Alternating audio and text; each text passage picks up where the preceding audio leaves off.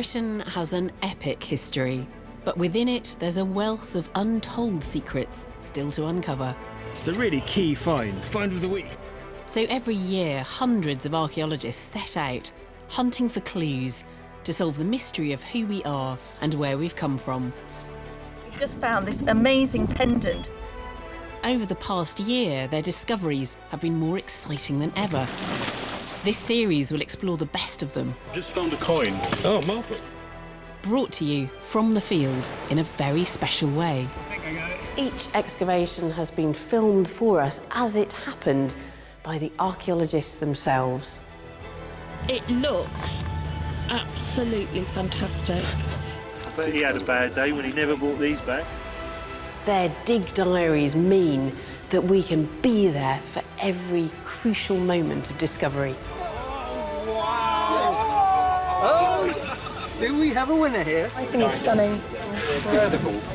Our archaeologists will be joining us here in our special lab to take a closer look at their finds and to figure out what they really mean.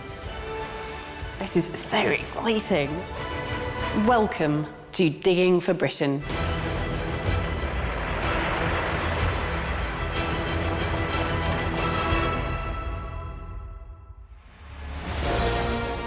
In this episode, we're exploring the discoveries from the north of Britain that change what we know about this island's story. We scramble to uncover the earliest origins of Scotland's first kingdoms. I think I got it.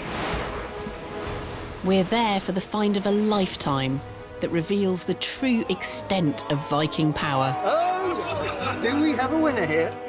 And a new housing development reveals the mass graveyard of warriors whose people may have marched from Europe to settle in Yorkshire. It looks absolutely fantastic. These discoveries are rewriting our history. To find out how, archaeologist Matt Williams and I have been given special access to Yorkshire Museum. Its collection tells the story of the North and the people who settled here. The Gilling Sword. And we're going behind the scenes to the back rooms that ordinary visitors just don't get to see. You could get lost in here for days. Carr is an archaeological site of world importance. Excavations began here in 1948 and have revealed a Stone Age settlement 11,000 years old. The whole site covers 5 acres.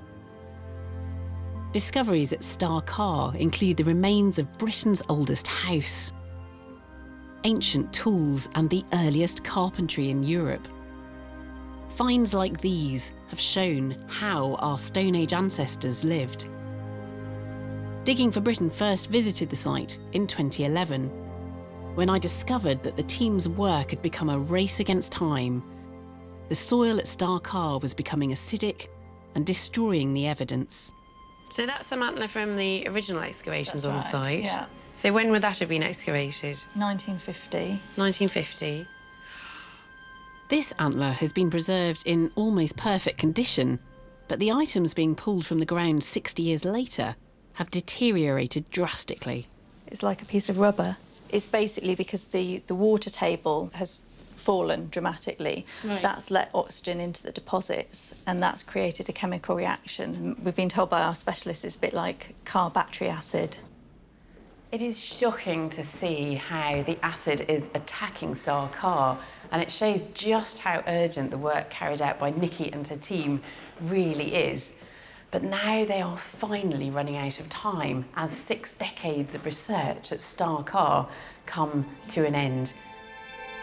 They're hoping to solve one last mystery and reveal the true significance of this site to our Stone Age ancestors. Was Carr just a settlement, or do the clues show that it was something much more? This is their dig diary.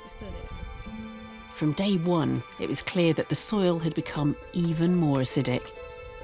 It's actually very fragile. This is one of the problems that we have. And this bit is turning to jelly. The chances of finding any well-preserved artefacts seemed slim. Then, a couple of weeks in, the archaeologists dug another trench where, remarkably, the soil conditions were very different and the preservation outstanding.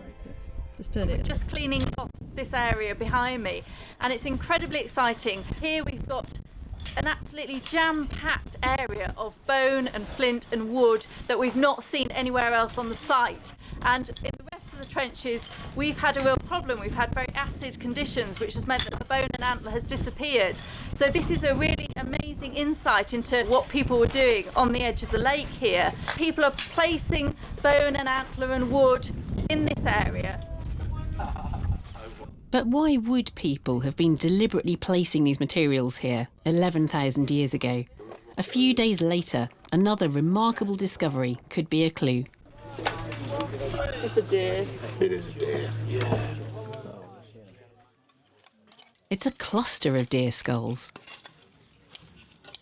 It's a really amazing example. There are lots from this site, but this one is very robust. You can see the antlers here coming off the main skull, and it's also in association with a couple of roe deer skulls, one here and one here. So we're just cleaning it up some more, and then we'll be lifting it very carefully and taking it to the conservation labs. This discovery is new evidence to support a growing theory that explains the wealth of deer skulls at Carr. These have been made into headdresses from red deer skulls, and we think that they were possibly used by shamans, wearing them on their heads as part of ritual practices. It's just amazing to think that 11,000 years ago someone might have had one of these on their heads. In the final few days, even more of these partial deer skulls are uncovered. But can they really be ritual headdresses? I'm in the vaults of York Museum to see the evidence for myself. Can we open it up? We can. Look. It's like Christmas. So this is the latest one. So it is just the top of the skull, essentially. We've lost all of the nose and the upper jaw down here. We have. So it is just this uppermost part with the antlers attached. And that's one of the first clues that tells us that this probably isn't just a piece of deer skull that's been found in the ground. It's been worked by human hands for a particular purpose. If this is a deer in its prime, a large deer, it would have very big antlers, and they've been trimmed back. And what that does is effectively makes this a lot lighter. An almost cap-type shape. If you think of a hollowed-out skull, it's almost a cap-type shape going on there. So one of the other features that we see, and we certainly see on other frontlets that have been found, are these piercings, these circular piercings that you see through the skull.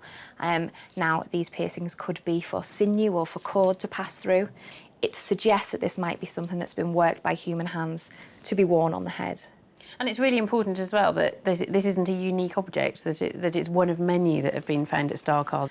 Or just over 20 similar objects have been found at Carr, so this is not a one-off, and they all seem to be treated in the same way. So perhaps it's a group of objects that are being used for a very specific purpose and made in a very specific way. The archaeologists think it's likely that these skulls really were worn as ritual headdresses. Together with the wealth of votive offerings of antler and bone, the finds suggest that Carr was more than just a settlement. Back at the dig on day 40, the team makes another remarkable and exceptionally rare discovery, which also hints at the ritual significance of Carr. We have actually just found this amazing pendant, which actually has artwork on it. It's so rare to find something like this. There's only a few pieces of artwork from this country and very few from the whole of Europe. It's very classic Mesolithic. It has geometric lines on it. An 11,000-year-old pendant, piles of bone and antler. Nikki believes that this could be evidence that Carr held sacred significance. And we're really beginning to think that these things weren't just lost, they were perhaps some kind of votive offerings that were placed in this particular spot.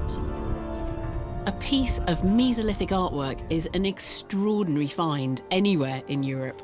I can't wait to hear what this one can tell us about Carr. This is so exciting. When I heard that you'd found this, I didn't quite believe it, Nikki, I must say.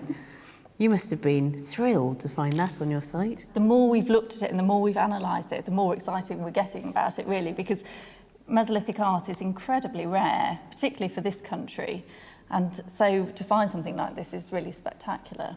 I can certainly see quite a bit of detail here, but also you've got this enlarged image of it, which really brings it out, doesn't it? That you've got these longer, incised grooves on it, but lots of little tiny grooves as well. An awful lot of detail here. One interpretation I quite like at the moment is that we might have a tree on here, so that's the trunk and these are the branches coming off it. And I think I'm interested in that because, again, for shamans, sometimes trees can be holy. They link different parts of the spirit world, and so possibly there's something like that to it. The interpretation of pendants in Denmark, where they're usually made of amber, is that they might be amulets, and so they're protecting the person who wears them.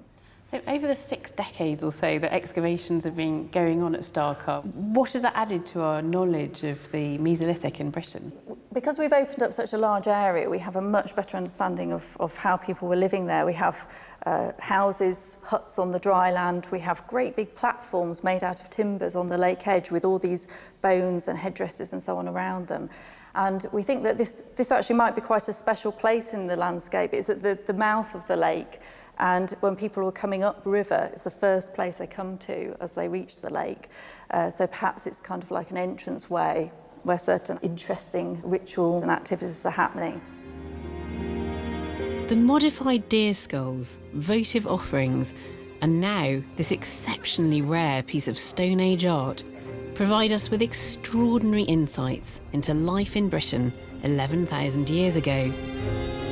The clues from Carr tell us not only about survival on a day-to-day basis, but allow us a precious glimpse into the spiritual and artistic aspects of Mesolithic life. The amazing discoveries at Carr are the work of dedicated professionals, but sometimes we have to thank the devotion, enthusiasm, and luck of a band of amateurs. Metal detectorists are a special breed, spending hours scouring the countryside and beaches looking for treasure. And very, very occasionally, they find some. Now, a hoard of treasure buried in the ground away from human settlement or other signs of human activity on its own can only offer us limited information. But sometimes the objects themselves tell a story, as with this Viking hoard. Dumfries, in the west of Scotland, where a keen metal detectorist invested months of his own time researching one particular field. What Derek McLennan found was the discovery of his lifetime that reveals the wide connections of the Vikings. It was harvest time, so there was bales of hay in the field, and I'd been going up and down towards one particular bale, and then I decided to change tack and move to another bale. I got a signal, which was very faint, but it sounded like iron. But I thought, well, I've already dug 30 nails, so one more nail won't harm me. And I put the spade into the ground and dug out the clod. Noticed something glinting in the hole, put my hand into it, it was quite deep. And when I pulled it out, I saw it was silver, rubbed my thumb across it, and instantly seen the saltire design, which I knew from my research was a Viking symbol. Derek realised the importance of his find, so he immediately called the local authorities. They sent an archaeologist to help with the excavation. What they uncovered together was truly astounding. A hoard of Viking arm rings and gold ingots. But there was more. Oh, wow! A large Christian cross. Do we have a winner here? Its stunning decorations revealed for the first time in 1,000 years. At that moment, my senses erupted, and the excitement and joy of what I discovered really hit me. But there was even more treasure to come. including this beautiful pot, still wrapped in protective fabric. The Viking hoard of the decade, I think. The Vikings were pagan invaders who came from Scandinavia to raid Britain and to set up their own kingdoms here in 793 AD. This find could reveal new insights into this turbulent chapter in British history. So it's been handed to a team from Historic Scotland for analysis. When they lifted the lid of the pot, even more treasure was packed inside. To find out what, the team turns to modern scanning technology. And that's got quite a density. Yeah, and then there's a layer of dense material right down at the bottom here. So you can see it's got a lattice on it there. Yeah. I'll just see if we can rack through and have a look at some of the other objects.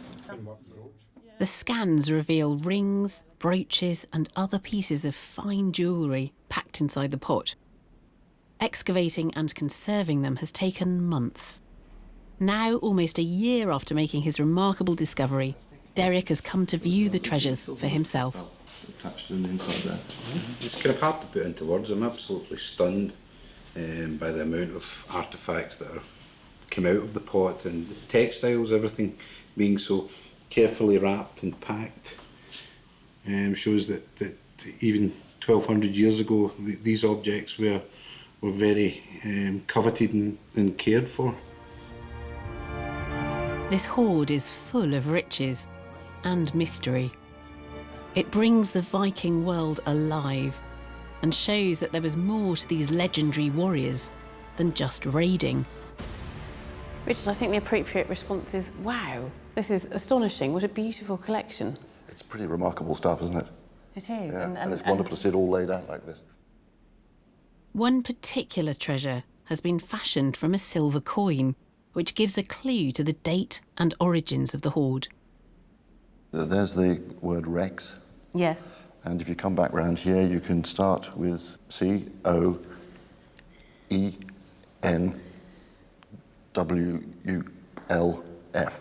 Cohenwulf. Cohenwulf. Rex. Cohenwulf was the Viking king of Mercia in the Midlands.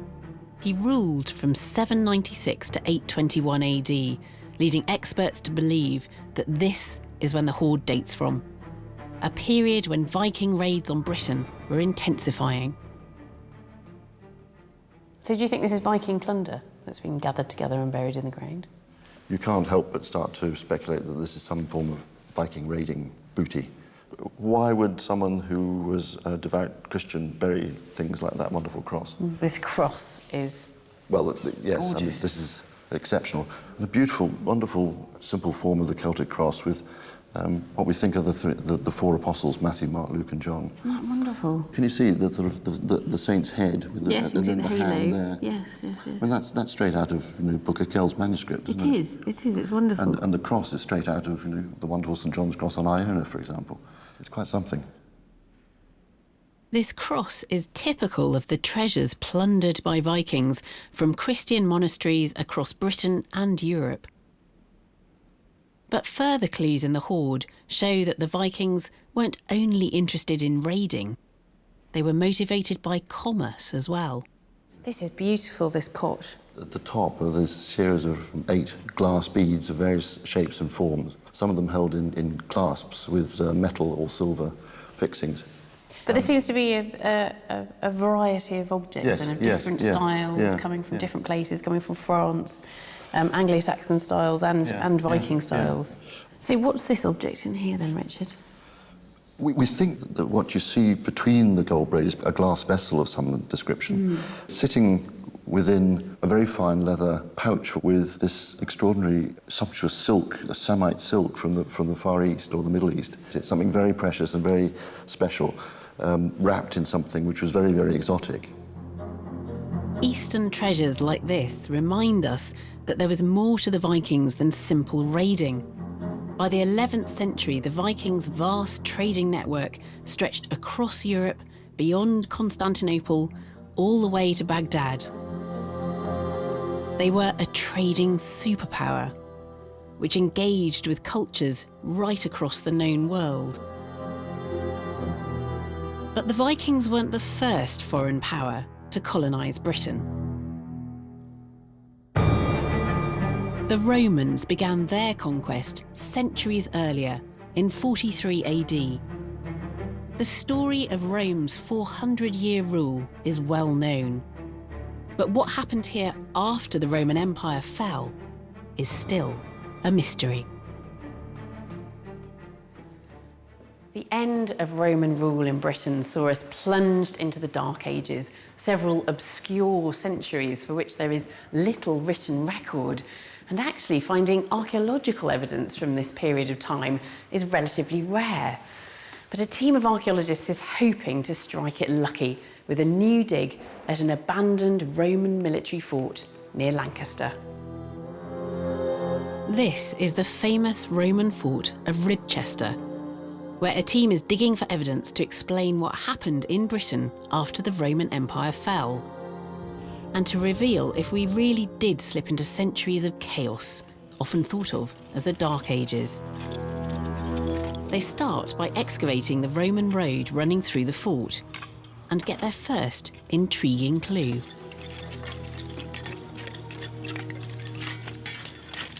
Just cleaned off this Roman road surface, and we've just discovered that it's been robbed, which is really interesting. The road appears to have been dismantled after the Roman occupation, with the heavier stones taken away. It's a really nice insight into the operations of the fort pretty much after the Romans have left, because they're destroying the infrastructure of it to build buildings and taking that material away somewhere else. So what were these Dark Age Britons building with this stone, and where? The team thinks they found the first clues at the other end of the fort. Beginning of week 3, and we have large bits of tile, and that more intense orange is the robbed away hearth, and that orange burning element there suggests we've got sort of workshop activities taking place within that building. The burnt orange earth suggests that this was the site of a fire, built after the Roman administration had collapsed. But this fire does seem to be on an industrial scale, making it possible evidence of manufacturing. And further excavation reveals what they may have been making. That's fantastic. That's a fantastic piece of evidence. Really nice thing there. That is really good evidence that the manufacturing here involved glass. There's a little bit of a runoff of glass, probably from recycling old vessels and stuff like that. It's a really key find. Find of the week. Thank you very much. We sometimes think of Dark Age Britain as extremely backward. But with this glass and the signs of an industrial fire, this dig could be revealing something very different. Britons converting an old Roman fort into workshops. It's new evidence for an era of enterprise, and further finds offer more clues to this new British post-Roman economy. I've just found a coin. Oh, marvellous. So it is. So it's a tiny 3rd or 4th century Roman coin. Marvellous. There we go. The team finds over 20 more coins, all from around the same workshop building. Now Duncan has brought these and his other finds into our lab. We're hoping that they can tell us how this fort was used after Roman rule collapsed, and shine a light on the truth about Britain in the Dark Ages. Okay, so we found 22 coins when we were excavating there, in those very, very top surfaces. And so I think that this is the very, very end of the Roman use of the fort. Can we have a look at some of these coins? I'll Yeah, bring this over so that we can see them a bit more clearly. The head on that side is hardly visible, isn't it? It's very, almost smooth. Hardly visible, exactly. We're looking at a lot of wear and use that's going on as well. But so this is a Roman coin. Who's the emperor on that then? Valentinian is the emperor on that one. So it's minted between 364 and 378. But Duncan believes that these coins were deposited perhaps 2 centuries later. They're very heavily worn, suggesting that they may have been used long after Roman rule in Britain ended in 410. And I think given that we've got all that wear, these coins were probably in circulation for quite a long time. Certainly after you see the collapse of sort of Roman administration, really, coins and pottery are no longer created in the same volumes or at all as they were previously. But the people who live in these forts and in these sort of Roman landscape places almost certainly remain there. So they continue to use quite a lot of this material culture. And certainly I think that, you know, we shouldn't be seeing this as an absolute cut-off point. We shouldn't be saying, you know, 410 AD, the Romans left. What is happening is part of a continuous decline or transformation, is probably a better way of thinking about it, into something completely different.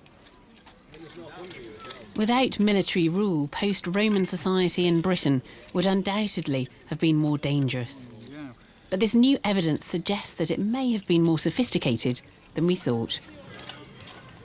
So the person who dropped this coin here, for example, what was he doing in the fort? What we're seeing there is a whole series of different manufacturing activities. So we've got the glass that you can see there, we've got the weights, we've got coins for trade and exchange.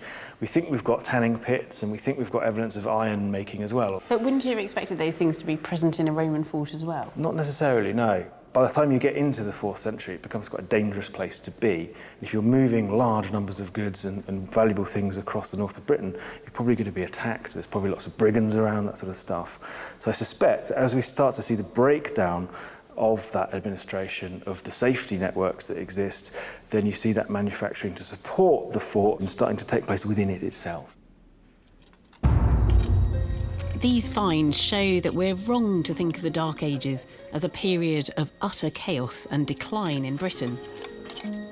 Archaeology suggests that this was in fact a new age of resourcefulness, when Britons began their own trades and industries and built a new society.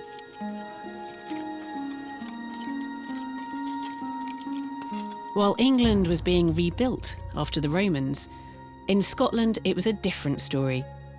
Here, the earliest line of Scottish kings was reaching the height of their power. But today, the full story of these northern rulers remains shrouded in mystery. The Picts were the ancient people of Scotland, depicted by history as fearsome, painted warriors, feared even by the Romans. While southern Britain fell to the armies from Rome, here in the north, the Picts were largely unconquered. They continued to rule across Scotland and into northern England, right up until the 10th century. But their story is little known. Hard evidence of the Picts and their kingdom has been hard to find. Now, though, a team of archaeologists thinks they might just have pinpointed the seat of Pictish power. Here's their dig diary. Some of the very few clues the Picts left behind are giant symbol stones. The most famous is the 6-foot-tall, terrifying-looking Rhynie Man. These stones seem to be linked with Pictish royalty. Archaeologist Gordon Noble has spent his entire career searching for evidence of the Picts, and he's now digging at a site in the east of Scotland where some of their mysterious symbol stones have been found. He's hoping to unearth the seat of forgotten Pictish kings. Right, here we are at Carr. This is the site where, in the 19th century, 6 Pictish symbol stones were found on top of the sea stack here. Only a few people have visited the site in the 20th century and didn't really note much on top. But already yesterday was our first ascent, which was quite precarious and slightly scary. We found remains on top. It's a promising find, but to fully investigate it, they'll have to make the dangerous climb all over again. The stack is 60 feet tall, surrounded by jagged rocks, and the chilly North Atlantic. A strong defensive position for a Pictish warrior tribe, but not the easiest commute for a team of archaeologists. However, if they have found a Pictish fort, it will all have been worth it. Right, so we're on top of the sea stack now, where the symbol stones were found. We're at the lower portion of what we think is the fortified site. Following the trail of the symbol stones pays off immediately. The very first trial trench reveals an area of flat stones, possibly a hearth. So it looks like evidence of actual occupation activities actually on top of the promontory here, so that's quite exciting. We've got lots of charcoal with fragments of animal bone, so hopefully this will give a good evidence of how people were using the promontory in the past. It's a promising start, and another trench provides evidence that this site may in fact have been a dwelling or even a fortress. Okay, so we're in test pit 5 at the moment, so we've just opened this up and we've found a series of post holes. We've got one that's the fill's been excavated out, and then we've uncovered another 4 over here in a row. You can see them over here, and there's another possible one, half a one, sitting over in the corner out here. So this might be part of a building, we don't quite know yet, but we're taking samples from that one, so we'll wait and see what we've got for the rest. A line of post holes suggests a wooden wall. And by day 4, the team has uncovered hard evidence of a substantial fortification. So we've got some quite exciting results here. We've got remains of big slots here. These were for timber beams, and this one here projects all the way from the edge of the cliff up to this feature here, which is a giant, very large post hole here. So it looks like we've got both upright timber elements and horizontal timber elements, creating this big wall enclosing the sea stack here. So that's quite exciting and great detail really on the construction methods for this rampart here. The team have found compelling evidence that this was once a fortified site. But to be sure that it belonged to the Picts, they'll have to radiocarbon date their finds. That rock stack looked really difficult to access. Presumably it would have been connected to the mainland by a more significant causeway, perhaps. We think so. We think it was probably a promontory in the Pictish period, which makes a lot of sense. You wouldn't want to build a fort on top of the stack today, certainly. The dating came back with some staggering results. This sea fort does date to the time of the Picts, but incredibly, it's 200 years older than anyone expected. Well, it's quite interesting. The dates for most Pictish forts fall into the 5th and 6th centuries AD, when they really seem to reach their height of construction and use. But this example here, we just got the radiocarbon dates back, and it's actually 3rd and 4th centuries AD, which is really interesting, so it's the earliest example that we have so far. What's more, they think that this fort was just one of a string of coastal defences built by the Picts to defend their territory. And we know that these defending enclosures were deeply implicated in kingship, so we perhaps have the first glimmers, really, of that process where we get the emergence of these early kingdoms in northern Britain. So if this is the emergence of early Pictish kingdoms, what's that growing out of? Smaller scale societies in the Iron Age, certainly, or certainly a shift towards more lineage-based models where we're getting certain individuals styling themselves as kings and really underlining their power by building these forts. So they're growing into bigger political units, effectively? Really, this period is the birth or the first evidence for these essentially what become the early medieval states of Northern Europe emerging. So it's a really, really important time period. The discovery of Britain's earliest Pictish fort is huge, but it is not the seat of royal power Gordon was hoping for. So he's starting a new dig at Rhynie itself, whose place name comes from the Celtic word for king.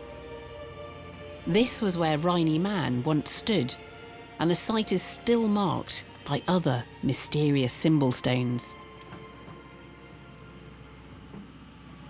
These symbol stones date to the 5th and 6th centuries AD, and we have this contemporary complex of monuments enclosures round about the standing stone here. The standing stone here, the cross stain, which hopefully you can see that there's a salmon here and a Pictish beast as well. It's got big long legs here and the snout here and this little mane on the top here. The symbol stone marks the entrance to a huge circular enclosure. His hunch now is that the scale of this site shows it was far more significant than the fort at Dunnicare.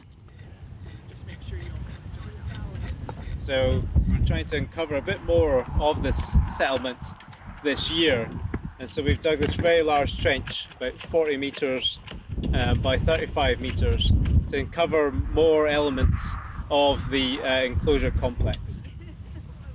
This new trench reveals the circular enclosure was defined by a deep outer ditch and a defensive timber wall or palisade.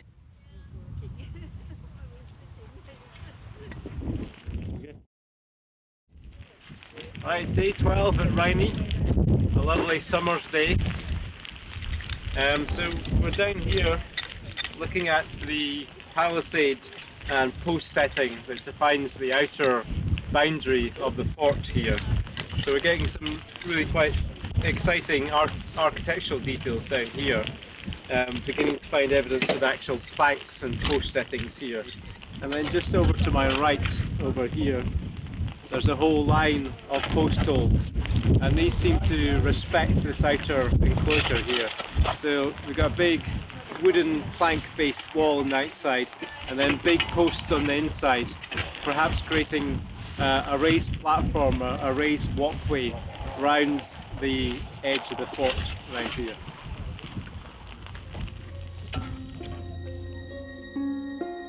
Gordon's team has found evidence of a huge fort. It would have been 60 metres in diameter, and its defensive wall was complex. The team has found the remains of a second wall outside the first. It begins to look like Gordon's hunch has paid off. His team may have discovered a royal stronghold worthy of the first kings of Scotland. The reason this big wooden wall is important is because we know that in this period Pictish kings are closely tied to these fortified sites, and that seems to be one of the underpinnings of their rulership. And we've had very few excavations of this scale to actually reveal this important architectural detail, and really the scale of the outer enclosure is really quite staggering at this relatively early phase in the 5th and 6th centuries AD. The Pictish kings are Britain's most mysterious rulers. And now Gordon's team has pushed back the date of the rise of their power and discovered what may have been one of their primary strongholds. But incredibly, that's not all. Gordon has also discovered evidence here to show how the Pictish kings lived, and he's brought it back to our lab. So who actually lived at a palace like this? I mean, a king, what kind of area would he have covered? Was it his family there? Would there have been an army there? Well, first of all, I'm not sure I'd call it a palace. I would call it a kind of royal complex, really. Okay. It's clearly, perhaps, at certain times of the year, people lived there. We have buildings inside. But at the same time, we don't have any evidence for actual, grinding of grain or some of the more everyday tasks. I think this is more likely a place where kings are coming at certain times of the year and entertaining his followers. Some of the finds reveal that this entertaining was done in a lavish style, using imported luxuries. So these things don't look like much. They look like, bits of toffee or something. But this is incredibly rare pottery in Britain and Ireland in this time period. So where's it actually from? We don't know exactly, but somewhere in the eastern Mediterranean. And these would have been big storage at Amphra of the 6th century AD or late 5th century. They're probably for storing wine or some other exotic foodstuff. Do you think by the time they got to Scotland they still had wine in there? I hope so. I can't imagine why else they would come so far. So these are the northernmost examples found in Britain and Ireland so far. And they're coming really far inland. So the Pictish kings of Rhynie getting a bit of a taste for the luxuries of the Mediterranean. That's right, yes. It's amazing to think, really, that Pictish high-status people were sitting in Rhynie drinking Mediterranean wine in the 6th century. It's quite a fantastic image, really, isn't it? There was more going on at Rhynie than just fine dining. The team also found signs of a ritual offering of cattle bones and teeth buried in a pit right underneath the spot where Gordon believes Rhynie man himself once stood. It's another clue to the ritual significance of the fort. It's not the most defensible location. Most forts in this time period are on promontories or on hills. So this is a more lowland location. And what we think we've got here is that it's using the language of defence, but actually there's perhaps more going on here. So the Rhynie man, for example, carries this axe, and it's thought to be a sacrificial axe for poleaxing cattle. So we think there's probably cult dimensions to the site, as well as being perhaps a residence at certain times of the year. The team is delving into the mysteries of the Picts, and they've revealed what appears to have been a very early royal site, 2 centuries older than anyone expected to find. Here perhaps was the seat of Pictish power, a royal court with luxuries from the Mediterranean. For Gordon, it's a satisfying conclusion to his year-long search for the Picts.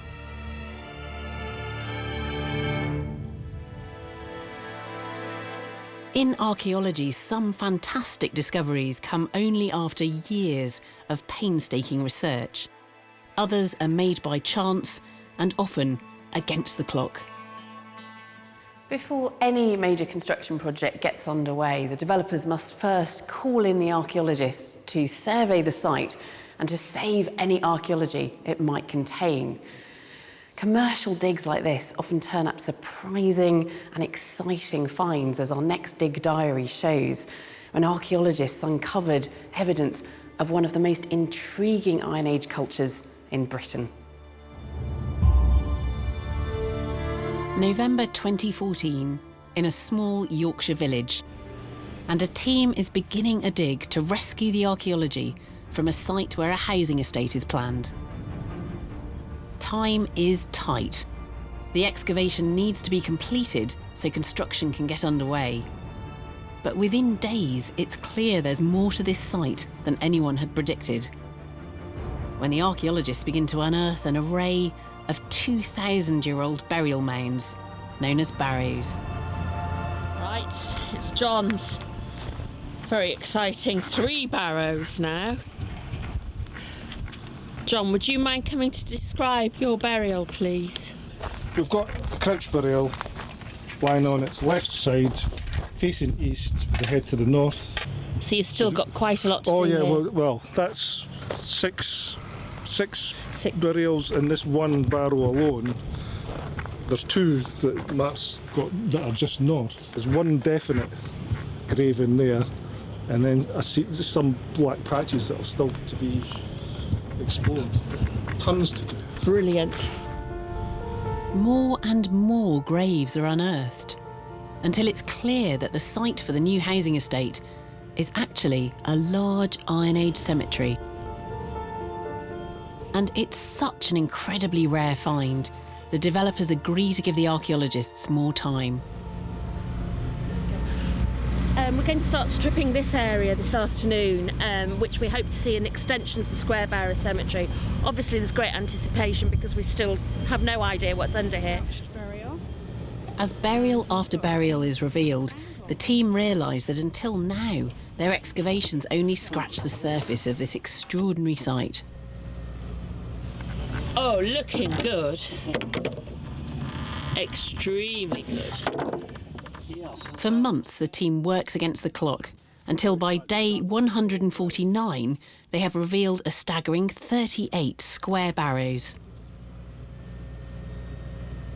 Within the cemetery, we have all shapes and sizes of square barrows.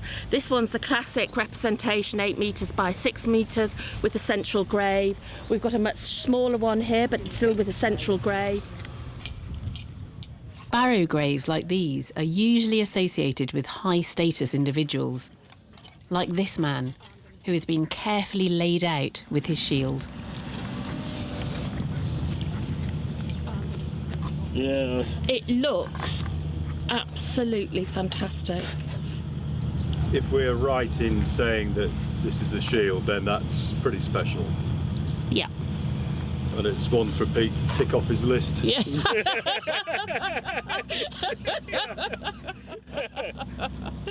We came here 8 months ago, anticipating a couple of square barrows, but in fact we've actually got an Iron Age square barrow cemetery. We've excavated over 60 barrows and 101 skeletons to date. This vast cemetery was a chance find, made because of a housing development. But who were the mysterious Iron Age tribe buried here? Only now can the analysis begin, with the skeleton of a 25-year-old man, buried with an array of weapons. He dates to the Iron Age. He's obviously significant within his community. It's highly likely that he was a warrior, that he was afforded more ritual than the other burials that we're seeing. He's a significant member of his community. And is this the only sword you've got on site? Yes. Then? Yeah, this is the only example. We've got other objects that have been found within the barrows, but that's the only sword that we've got. We've got an iron blade with the scabbard still adhering to it, made of timber, and then the horn handle. And these little bits of bronze as well? Yes. Here and here? Yeah. So quite decorative up the top there. It would have been really decorative, yes. The fine craftsmanship hints at a sword that once belonged to someone of high status. And the spearheads found beside the body offer further insights into the burial afforded to this high-ranking man. Along with the sword, the person had been buried with several spears that you can see around his body, and they hadn't been placed, they're just randomly positioned within the grave. Do you imagine people throwing them into the grave then? That's what we thought.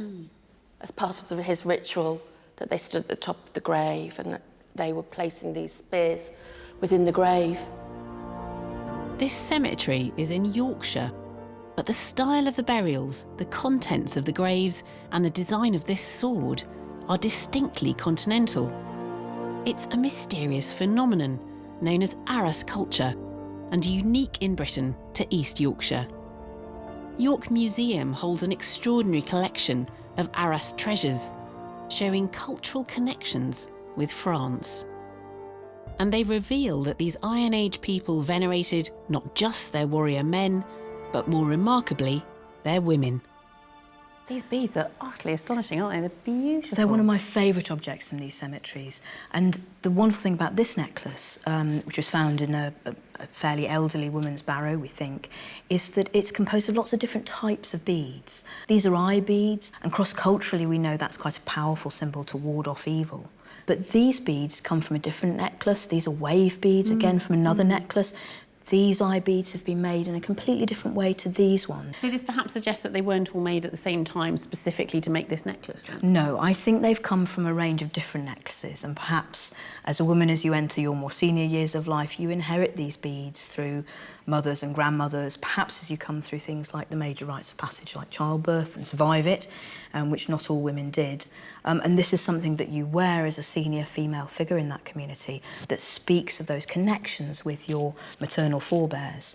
So I think that's an extraordinary object that speaks of that biography of your connections and the families of which you're a part. And how does the Arras culture specifically fit within what's going on around it? I mean, does it fit within the rest of the Iron Age culture in the area? It's peculiar because there are very few other people who formally bury their dead at this time. So the phenomenon of the square barrow cemeteries is really quite unique. It has connections with the continent. That's where you might expect to see that kind of barrow.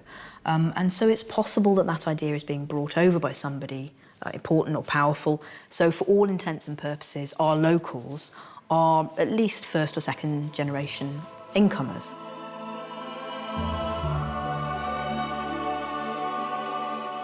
The discovery of the Arras Cemetery was unexpected and extraordinary.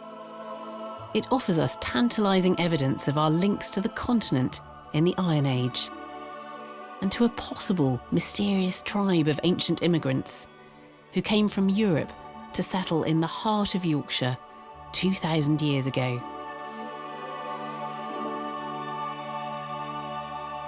From Arras to Carr, archaeology can reveal how our ancestors lived and what they thought.